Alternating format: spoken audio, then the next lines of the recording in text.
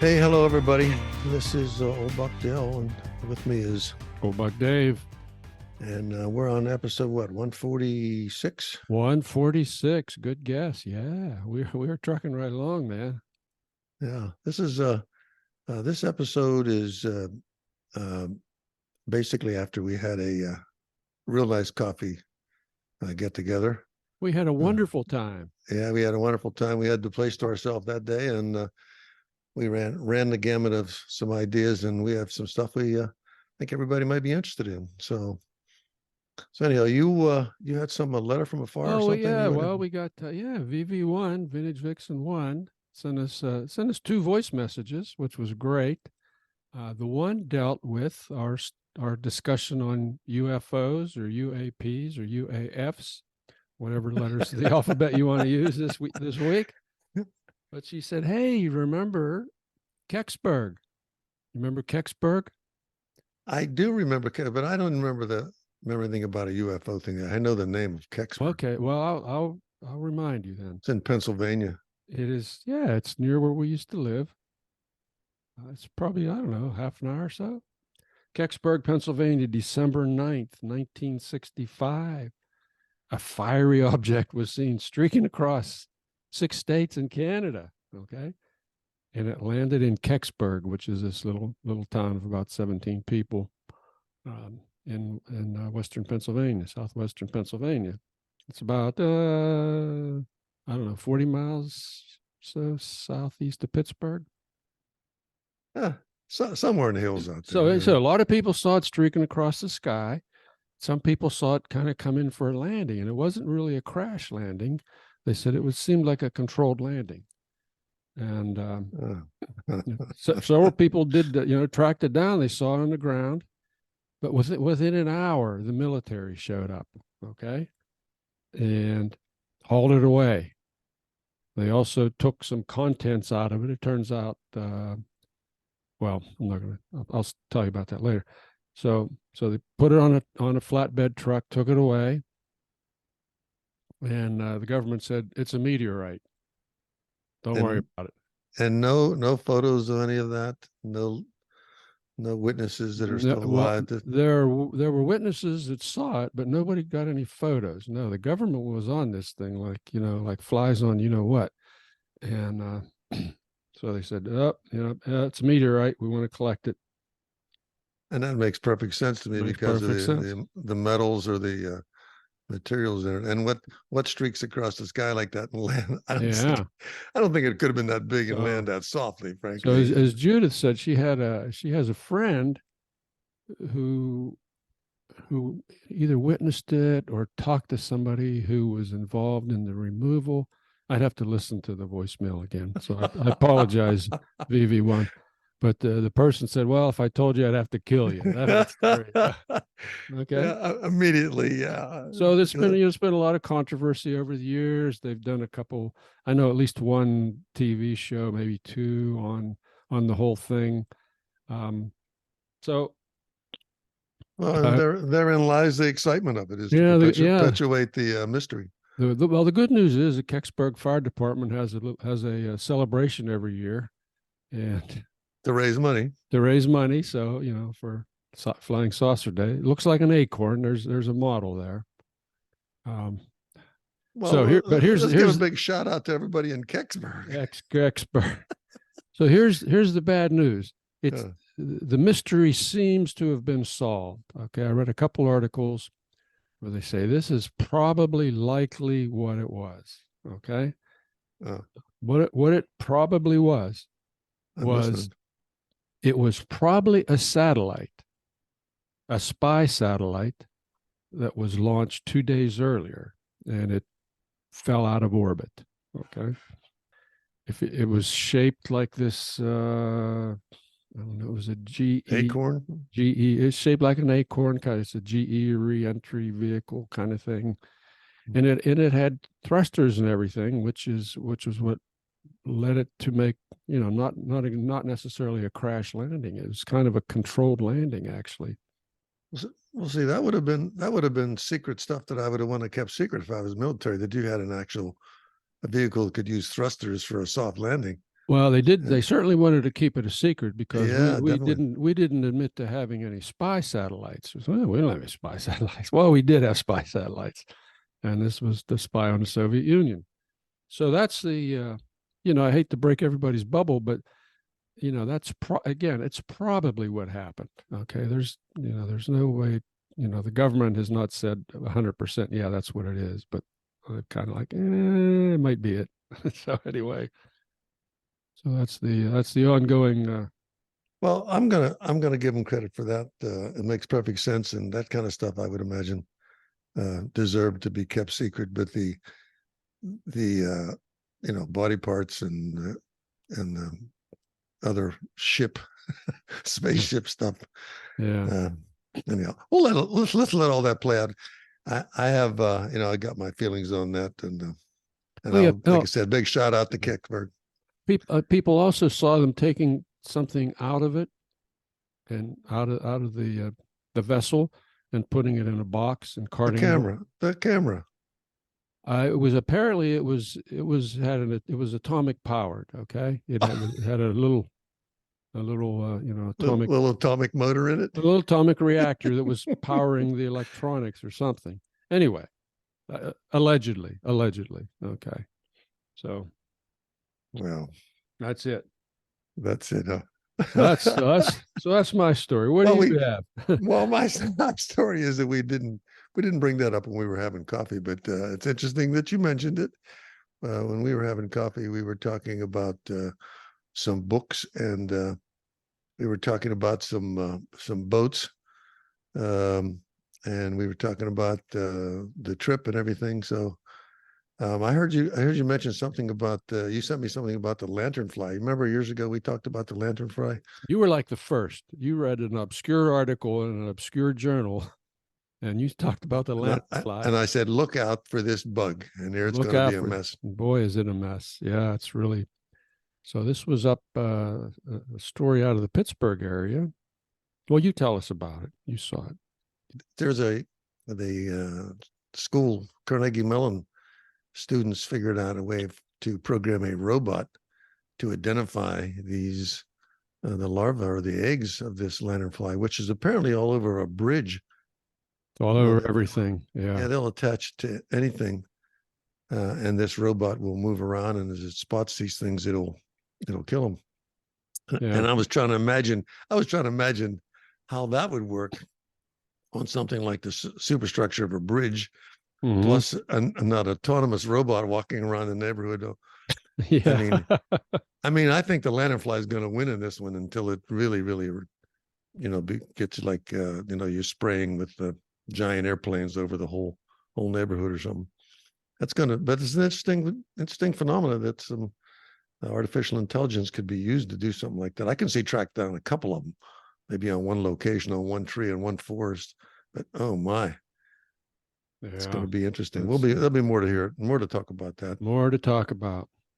Hey, I wanted to tell you while we have a chance. We mentioned the book, the cloud. I forgot the name. Cloud Cuckoo Land by Anthony Doerr. Yes. Well, good people, my book buddy and podcast partner actually had a hard copy of that, and I inherited it. And I got to tell you, it's an interesting read, a very interesting read. I got to give a big shout out to Mr. Doerr. He's what a fabulous mind to put something like that together. I'm not going to give you too many tips on that. All I know is I'm about a little over halfway through it, and you're digging it. I've had trouble putting it down. Yeah. Yeah. I'm saving it now for the bedtime snooze. You know how to you need to change your thought process for a while. You've run out of 2 Old Bucks episodes to listen to at night. So. Well, the old bucks know that when you get a little older, sometimes you got to get something to take your mind off of whatever you're worried about. We're here to serve. Yeah. So I'll continue, or I'll support your shout out for that book. If somebody wants to read that, I would say definitely pick it up. And I don't have to tell you more about it. I like it so far. So Cloud Cuckoo Land, I think I put a link to it last week. You did put a link to it, and if anybody gets a hard copy of that, I think they'll find it interesting, especially if they like the first book too, which was really a novel, I Yeah. thought, and Yeah. exciting. Yeah. So what about Mr. Herman? Oh yeah. Flags at Well, half mast here. I was saddened by that. Remember one time I said I wished he would contact me.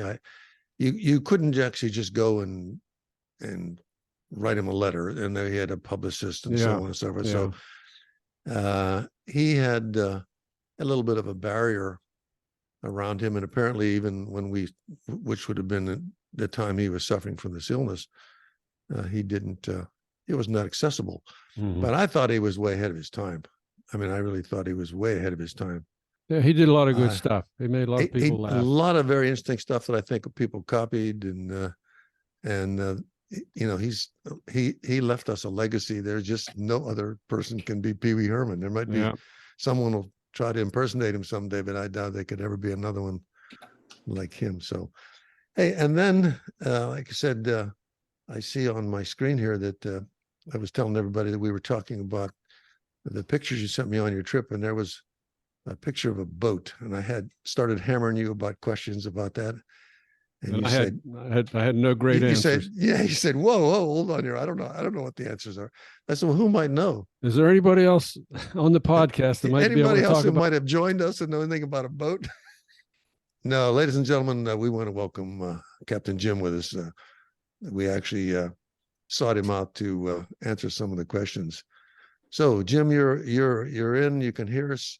Did you get the Yes. picture of that? Did you get the picture of that yacht, or what would you? I guess you'd call it a yacht. Yeah, sailing yacht. Yeah, Yeah. Ship. ship. Yeah, You could you big 80, boat. 83. Dave, you said it was 83 meters long, Something and that's like like that. Yeah. 272 feet. So I'm trying to picture that land on a football field, and then for comparison, earlier today I looked up the boat that I want to see most in the world, and that is U-boat 505 in the Chicago Museum. I want to. Oh, that's one of my bucket list things. I'd like to see that, and that's only 73 meters long. So I said 83 meters long. Well, Jim, you saw the picture. Tell us a little something about that boat. It's got 3 masts on it, and it was rather unique. Did you look at that? Did you look it up? No, I didn't look it up. Dave and I talked about it. He said it was the largest aluminum yacht and 3-masted boat.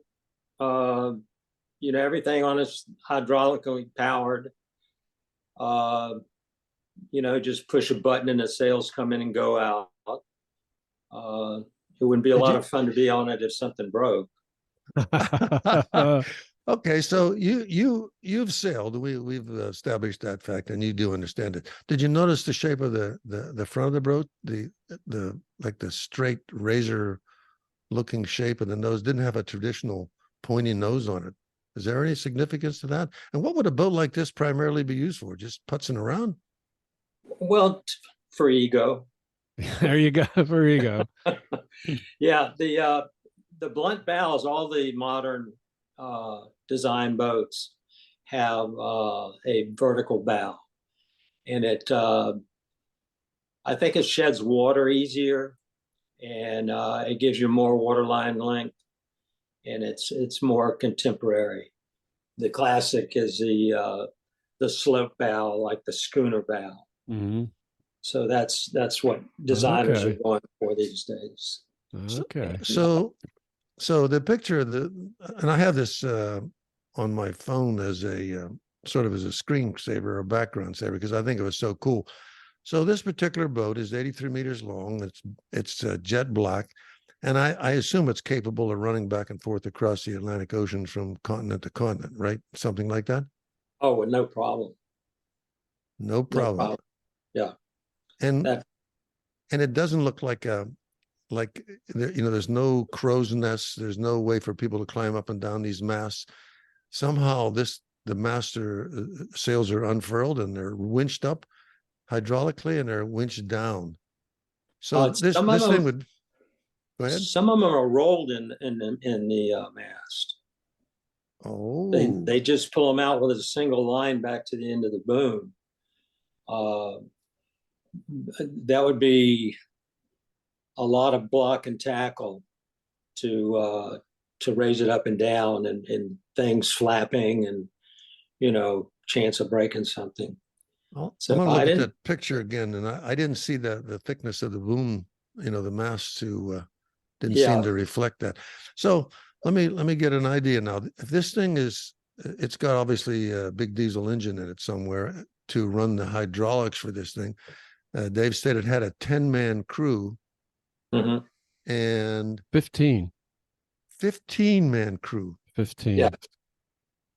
Wow. Now that's even, and that would be just to accompany a family, maybe, or someone. Well, Res- a lot of those guys will My have mind is guests. spinning. They'll have guests, and staterooms. So you have people to serve, and the guests, and then people to run the boat. And they'll rent them out, and by doing that, I believe they get a deduction, like it's a business. Ah, So and I suspect that they rent them from each other.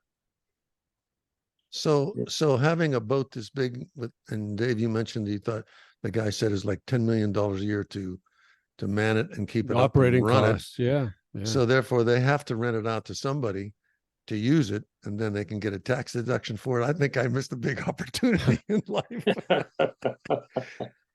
First, you got to get the money. Yeah. Can you imagine what the rental is on that thing? Whew. Now this doesn't sound like a boat that you'd be interested in being involved with. I mean, this doesn't sound like a sailor's boat to me. It sounds like more of a millionaire's boat. You know what I mean? Like Yeah. you like to sail. Your boat that you sailed, you really worked to make it work. You were. This Well, boat is nothing like that. No, not at all. I had power winches on the boat on the last one, which helped out immensely, because that boat was bigger than the first one, and with power winches you could direct somebody rather than you having to go do it. Muscle up and go turn the winch. So that was So you did have some auxiliary power then to help get the sails out, but if you look at the picture of this boat, I mean, it looks so sleek that it looks like it's not even really designed for people to be walking on the outside of it. You know what I mean? It just was so clean and so slick. And then let me ask you this question. I was impressed by where they could park that thing. I mean, you'd have to be limited to where you can even take it. You have to take it almost to a commercial port, because unless you're anchored, you're going to be tied up. And so you're 300 feet long, basically. You need 300 feet of wharf. That's a more than a small freighter.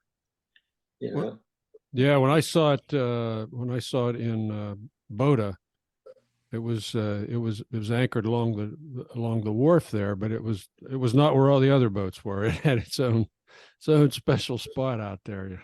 As you say, I think there was like a commercial fisherman boat behind it. So yeah, it was out there with the big guys. Well, I have another question for you, Jim. Would that have for having sails, would that have to have a big draft? I mean, would it have to have that big like fin underneath it to keep it? It would require ballast, and that's what that fin is. Basically, the fin is to keep you from going sideways, and then you put your weight down in the bottom, which is typically lead. And so, I mean, it would be tons and tons of lead. I'm thinking, you think they would have something that they were able to retract or put down? I don't know, or we wouldn't know. And there's no way to tell who made this boat or anything like that. I saw the picture Dave also sent me had a British flag on the back, so it's a British registered. I assume that means that's who it's registered to, right? I think it was British Virgin Islands registration. Yeah. See, they use that. It's called a flag of convenience. That's why a lot of boats are registered in Panama. They don't have the same rules and regulations that the United States. So a lot of U.S. ships are flagged, or owners are flagged out of Panama. Hmm. So it's just cheaper to operate a boat under their rules. Okay. So this boat is capable of, well, going from continent to continent. I'm sure the person who owns it is very wealthy. I would say that. How many meters was it? 83, David? I think it was 81. It might have been 83, but 81 sticks in my head. But you know, That's it still was bigger than a submarine. it was originally that's- built by a Taiwanese gazillionaire, and he Yeah. subsequently sold it to some conglomerate or something, you know, that and they rent it out. I guess he got tired of it. I don't know. It's probably would do about 15 to 16 knots, 17 knots. And its hull speed, that's a speed that non-planing boats are limited to. And So that's not that fast, is it? That's not that fast. 15 no, knots. if they get out in the open ocean and they start surfing, then they can get up, they get over 20. Oh, okay. Yeah, I recall it something. I recall reading 21 in all the notes that I Okay. read. So that would kind of make sense. That would fit that. But Yeah. Well, it's not going to cruise at 21, but it can peak at 21 maybe. well, it might be maximum cruise, but then you burn a lot of fuel. So they'll get into their hull speed, which is, if you ever see a tugboat and you see the water in the bows being pushed up and the back of the boat is the water, and there's a belly in the tug. Mm-hmm. Okay, that's his hull speed. He's pushing up a hill, and in the front and in the back, he's being pushed by the wake. So and he can't exceed that. It's a non-planing hull, and there's a formula for that. Ah, okay. Yeah. So isn't that interesting? Yeah. So either you have a semi-planing or planing hull, or a hull that has to stay in its non-planing and in its waterline length. So it's the formula is 1.5 times the square root of the waterline length. Okay. Write that down, Dell.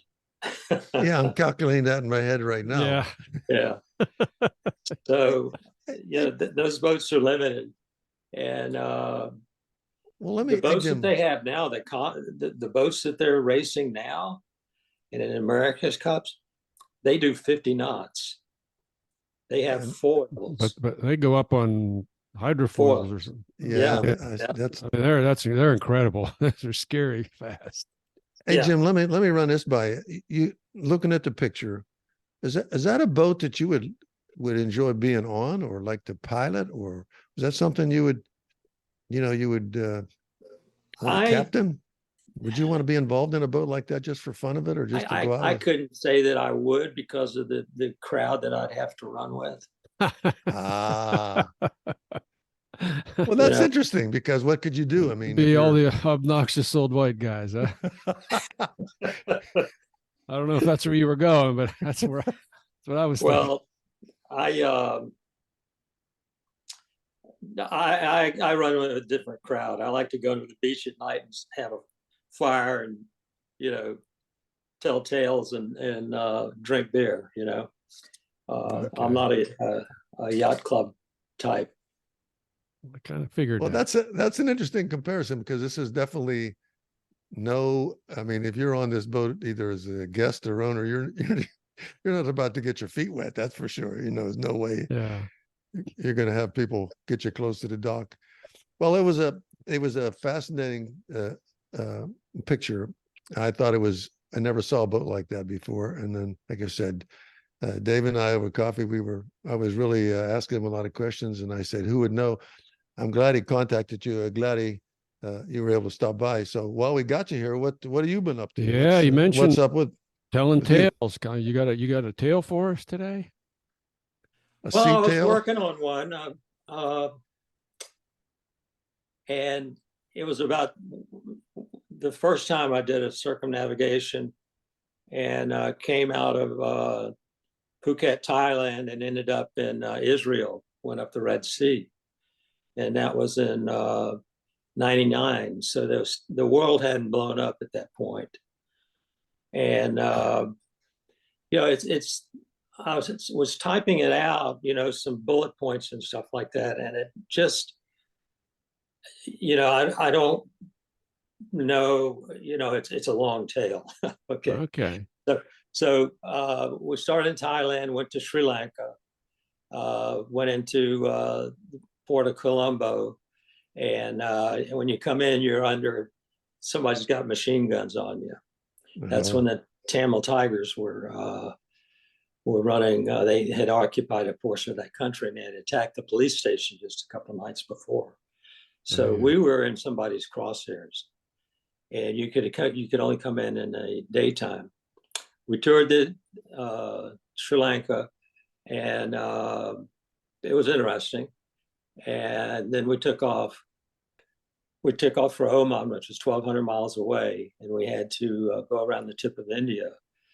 And every now and then, a fishing boat would see you, and they'd come your way. They might want to trade, or see they get, you pay them money for fish, and I could always outrun them. With a cat, you can, and you got any wind at all, you can start surfing, and those boats are generally underpowered.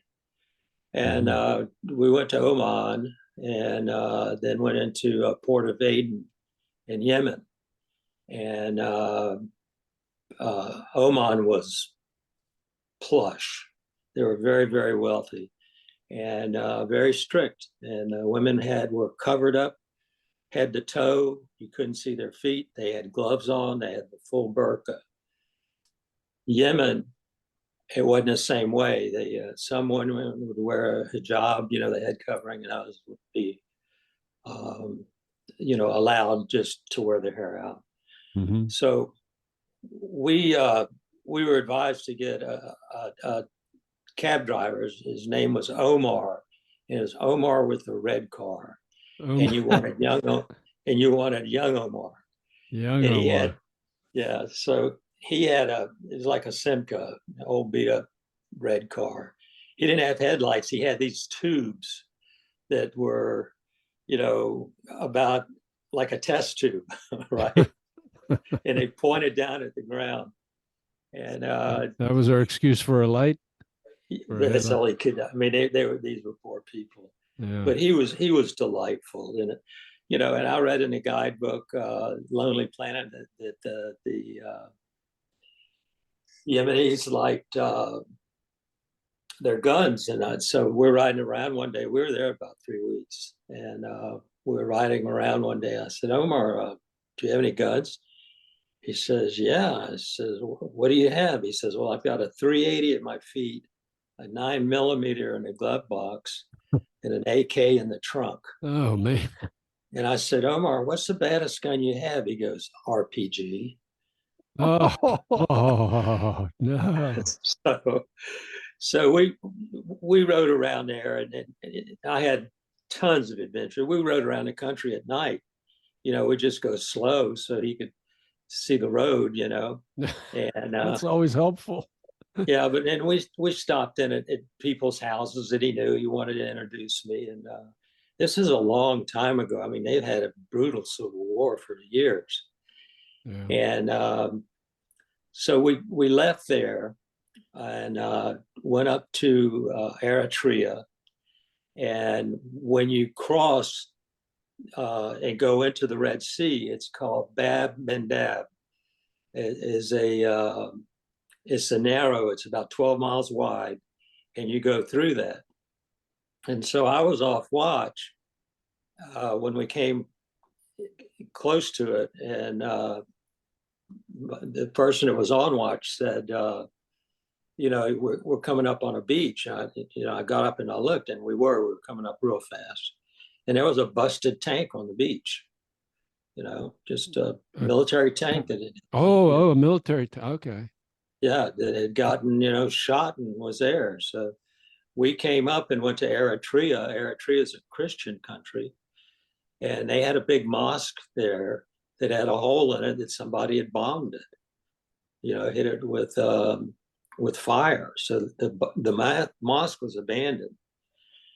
So going north, and I'm making this short, So going north, you had Sudan. They were at war with Sudan. You had to go 25 miles out to sea, then make a turn around it. You didn't want to go straight down the coastline. Okay, yeah. Yeah. So I'm coming down. I'm heading north, and I see on the horizon a dhow, an Arab dhow, and about 70 feet long, and he's heading south. And then I notice him alter course for me. And wait a minute, alter course for you or alter course yeah, toward you? Towards me. That's probably not a good thing. Yeah, he was about 7 miles, and we should have passed about, port to port, 2 miles, 3 miles. So he started heading for me, and I started heading directly away from him at my fastest point of sail. I had got the engines running, and there wasn't a lot of wind, but I could outrun him as long as the wind was blowing. And they were persistent. That lasted 20, 30 minutes, and the wind slacked up, and they started catching up to me. Ooh. And as they caught up, they were holding up these big tuna. Well, I had just caught a tuna, and I held up my tuna and waved them off, and they just kept on coming in determined. And so my sailing partner, she was not going to do anything. And I didn't have any weapons. You can't carry a weapon with you. And if you do, they've all got AK-47s. So they just kept coming in. And I had a bunch of stale cigarettes from Thailand from like 2 years earlier, or Malaysia. 2-year-old so cigarettes? these they had spots on the tobacco, on the yeah. Old cigarettes get those spots on them. Yeah. I gave them to people and they didn't want them. So I took a bunch of them and wrapped them up in plastic. And I also had my 25 millimeter flare gun, which is like a shotgun shell. Mm-hmm. The size of the flare. And my plan was, if they came close, I could maneuver the boat enough to where they couldn't get directly on me, and I was going to shoot a flare into their open hole. And so they kept coming closer and closer, and I held up the cigarettes, and they raised their hands and cheered, and I threw it to them. And then they went off, they bore off. So that was it. That's all it took. Yeah, I'm glad. I mean, I don't know, Wow. Could have been ugly. Could have been ugly. Oh, yeah. There's probably 5 or 6 guys on there. I wasn't scared. I was alert. It was just, mm-hmm. What are you going to do? All right, I'm going to shoot a 25 millimeter flare into their wooden boat and see how they like that. It's interesting to me that the circumstances over there hasn't changed much. There's always a lot of drama. You know what I mean? Well, when we went in, you'd get out of the Red Sea at night because when the winds came from the south, they blow from the south to the middle and it goes calm, and then they come from the north. And so the ones that come from the north are, it's generally about 25 knot wind, and they're square. They're like 10-foot square waves, and they're hard to go through. So at nighttime, you can't anchor because of all the coral. You have to go into a bay, which they call a marsa, and you go in there and you anchor, and then you come out, and you listen to weather reports, shortwave radio, weather reports of people that are 600 miles ahead of you and the weather that they have. What are they doing? Yeah. And if the weather's bad, you just stay in the marsa and, explore. It's fascinating, and there are not a lot of people around. But when we went into the marsa on the Sudan side, we heard cannon fire and artillery.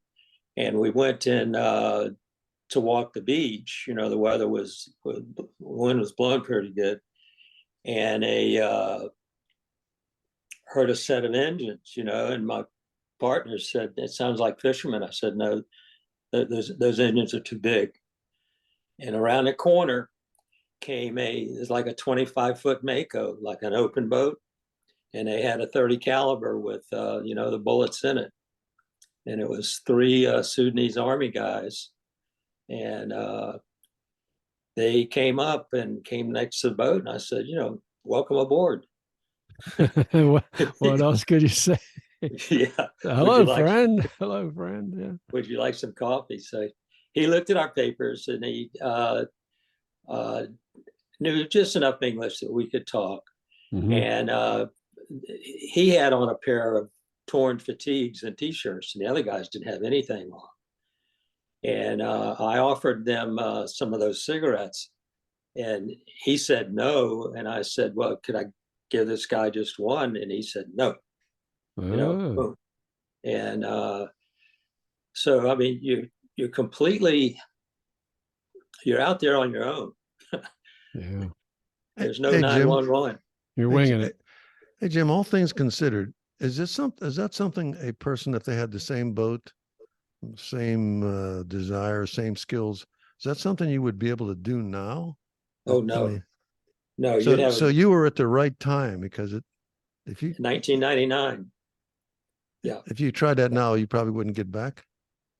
you would be you're a valuable commodity. You would be, you know, somebody would grab you and ransom you. And the people that I met were really nice, super nice, and they were interested in me, and I was interested in them, and we'd sit down and you know, have some coffee in an outdoor cafe and smoke a hookah, and you know, talk. And they were interested in me, and I was interested in them, and so that worked out well. The officials were they were strict. You didn't do any hanky panky. You know, they wanted to look at your boat, man. It's everything's here.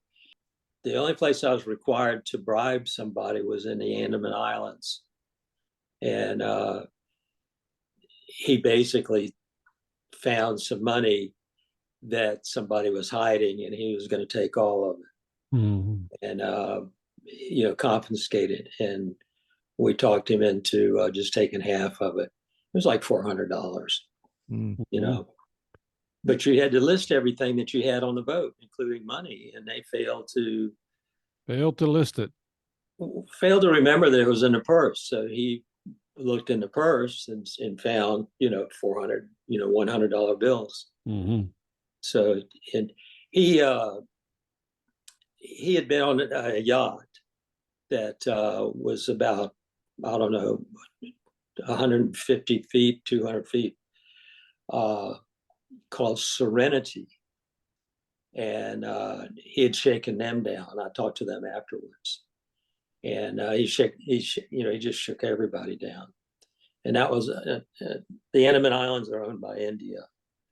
So the other places, they were just, you know, like you'd be entering our country. They were just polite, but, you know, firm. Hey, Jim, Well, you know, I'm thinking, do you ever look back on this and say you happen to be at the right place at the right time? Like life is like that, like the right period of time where things you can never do again, you wouldn't be able to do again. You think about it that way sometimes? Like, I was lucky to be there. And in my life, that's the way it's been. But excuse me. But I tell people, you know, when the door opens, walk through it. Well, maybe that's the key to all this. That when the door did open for you, you did walk through. Others, like myself, probably stand and say, "Yeah, it looks pretty interesting over there, but I'm safe here. I'll never get to see it." So, well, you know, for not having a story ready for us, Jim, I think you did pretty good. Well, I want to thank you. I want to thank you for stepping up, because I know we specifically I had some questions about that boat, and it's interesting to talk to somebody who knows his boats.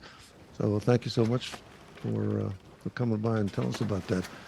Yeah. And obviously from time to time, we'll check in on you. We'll I have him think. What do you back. think, Yeah. Dave?